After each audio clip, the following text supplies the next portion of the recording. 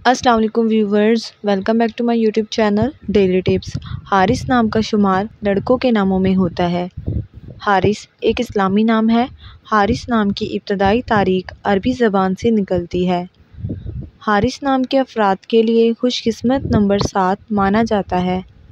हारिस नाम का मतलब है किसान, काश्तकार।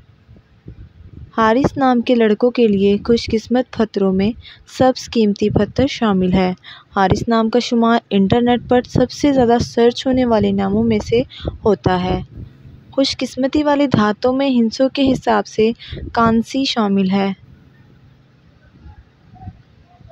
हारिस नाम के अफराद के लिए मुआफ़िक रंगों में पीला और सफ़ेद रंग शामिल है। खुशकिस्मत दिनों के हिसाब से इतवार, जुमेरात और सोमवार का दिन शामिल है।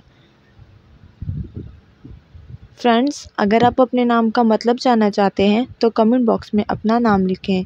इंशाल्लाह हम आपके नाम की वीडियो ज़रूर बनाएंगे। Thanks for watching. अल्लाह हाफिज़।